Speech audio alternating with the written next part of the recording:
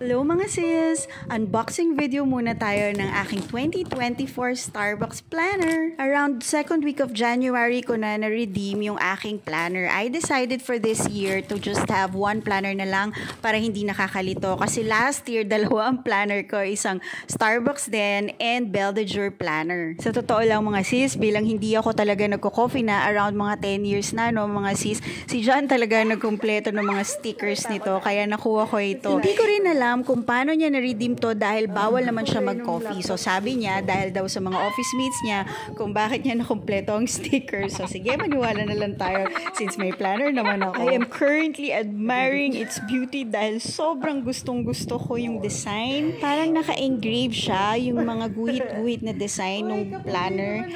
I mean, alam niyo yun, hindi tinipid, pinaghirapan talaga siya. And at this moment, sobrang tuwang-tuwa ko dahil pareho siya nung color. Somehow, medyo lang mga sis color nung aking laptop sleeve. So this is the box. Merong note sa'yo from Starbucks. Oh my gosh!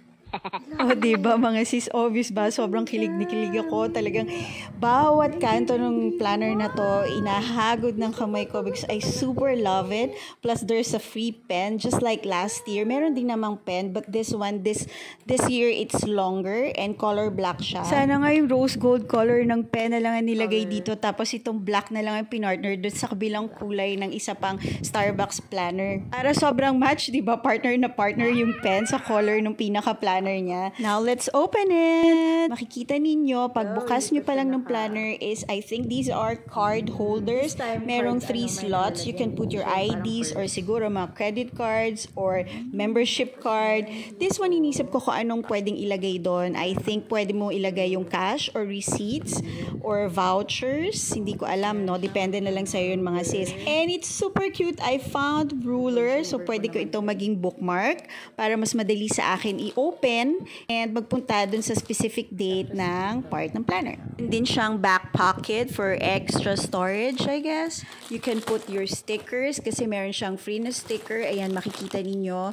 Very simple lang naman yung mga stickers. Ganun naman si Starbucks. Even last year, hindi ko nga naubos yun eh. Pero this year, nagulat ako, meron siyang kasamang postcards.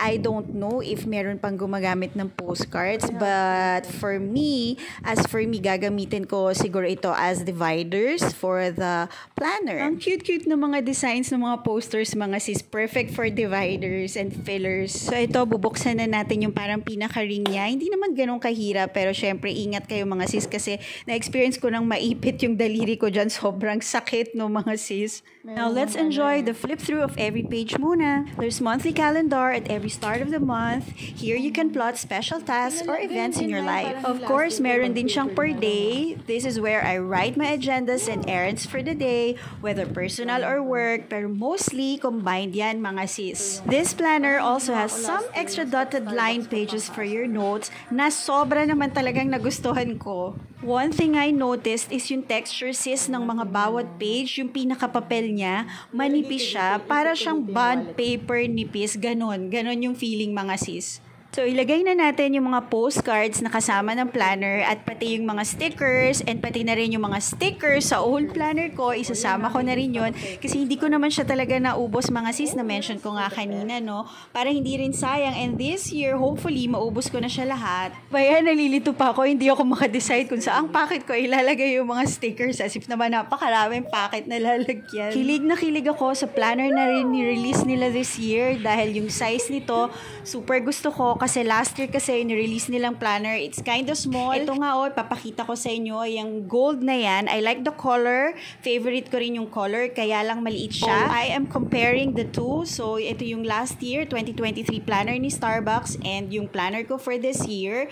Maliit siya. Nahirapan ako magsulat, lalo na ako per day. Ang dami ko talagang agendas. Tuwang-tuwa talaga ako mga sis nung nakita ko yung planner this year kasi sobrang ganda and sobrang okay and perfect yung size for me. Kinuha ko na lang yung old wallet nung old planner ko and nilagay ko sa existing planner para naman hindi sayang mga sis. And meron pa rin akong lalagyan ng mga barya ko. Okay naman siya, nag-fit naman siya surprisingly and I am so happy. Ito yung planner ko last year mga sis, color gold siya and meron din siyang free pen. Yung lalagyan niya ng pen is garterized. Ayan no, medyo nahihila-hila siya. This one naman is my second planner na ilang taon ko na talagang favorite. Nag-purchase ako dito sa Belle de Jour. What I like about this planner is it's very hard, and yung ring bind or disc bind ba ang tawag doon mga sis? Every page kasi makapal, hindi siya tinipid talaga. Yun ang gustong-gusto ko kay Belle de Jour. Pero for me, this is more of a personal planner or diary wherein you put in your emotions, your plans in life. Mahilig talaga ako magsulat mga sis. Alam mo yun, hindi ako nagpa-function well kung hindi ko sinusulat lahat ng mga nararamdaman ko for the day, yung agendas ko for the day. Feeling ko, bibili pa rin talaga ako ng Belle de Jour this year. One more thing na nagustuhan ko sa planner na to is surprisingly medyo tumerno siya sa color ng laptop ko, laptop sleeve ko. So parang pinagplanuhan ba sis? Ilagay na rin natin yung bookmark ko from last year's planner dahil bagay din naman siya. Okay, thanks. Bye!